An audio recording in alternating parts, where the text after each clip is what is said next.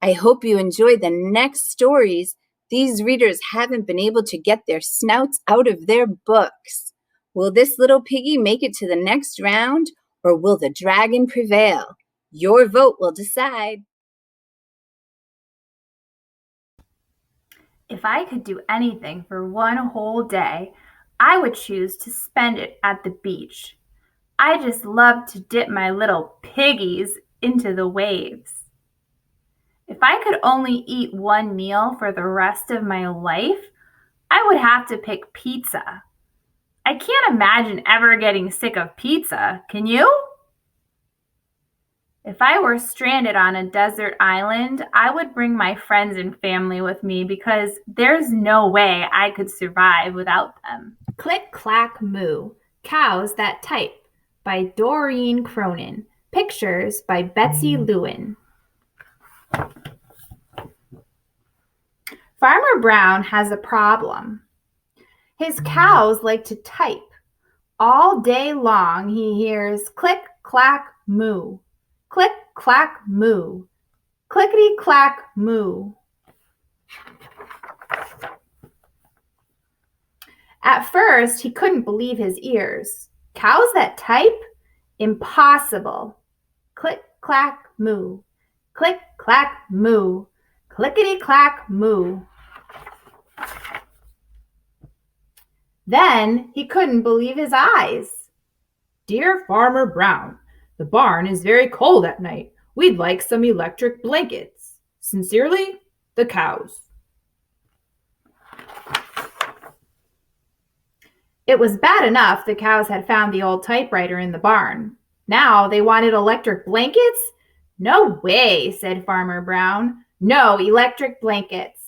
So the cows went on strike. They left a note on the barn door. Sorry, we're closed. No milk today. No milk today, cried Farmer Brown. In the background, he heard the cows busy at work.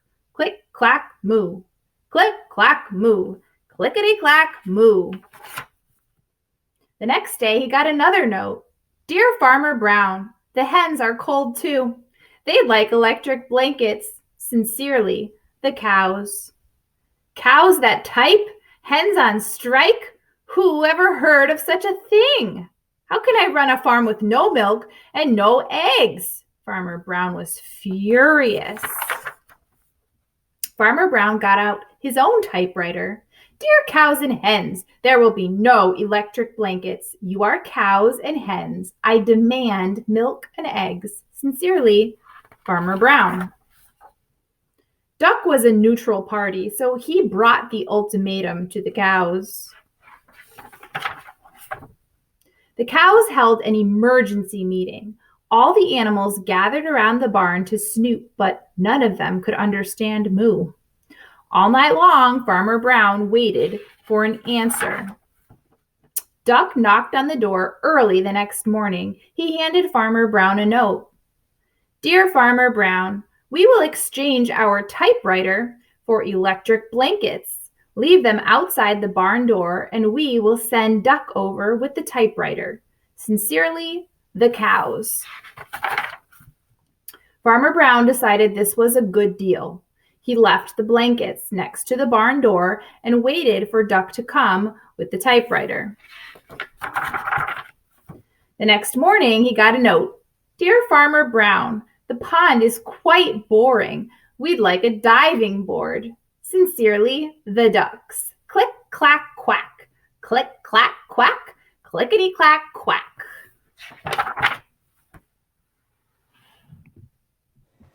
I'm so excited to be in round 3. Here's a little more about me. If I could do anything for one whole day, it would be to take a nap in my lair. My tiny dragons keep me busy.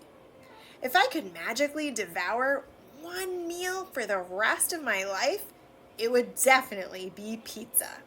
What a fantasy that would be. If I went on an adventure to a deserted island, I'd probably bring my tiny dragons and coffee. You know I'm a coffee fiend, and this winged creature is monstrous without it. Vote for me. A Color of His Own by Leo Leone. Parrots are green, goldfish are red. Elephants are gray, pigs are pink. All animals have a color of their own. Except for chameleons. They change color wherever they go. On lemons, they are yellow. In the heather, they are purple. And on the tiger, they are striped like tigers.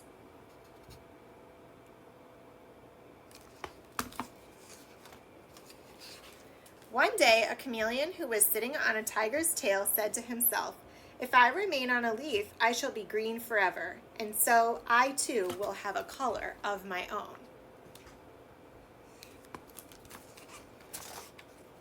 With this thought, he cheerfully climbed onto the greenest leaf. But in the autumn, the leaf turned yellow, and so did the chameleon.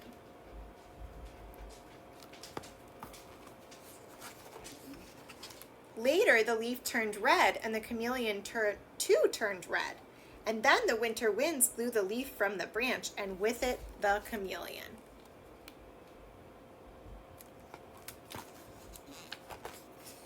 The chameleon was black in the long winter night.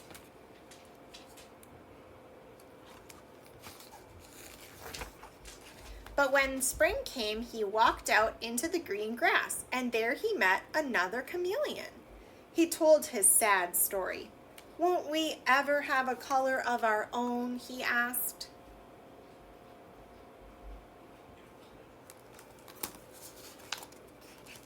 "I'm afraid not," said the other chameleon, who was older and wiser.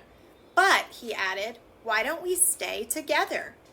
We will still change color wherever we go, but you and I will always be alike."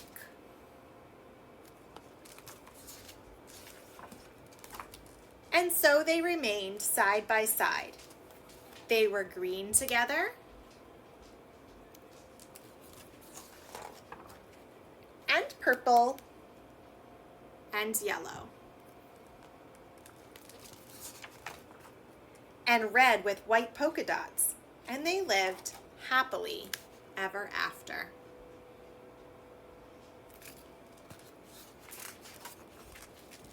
As Poppy the Troll says, happiness is always inside you. Sometimes you just need someone to help you find it. I hope you have your someone and keep them close, even if it's virtually. Miss you all. Vote for me.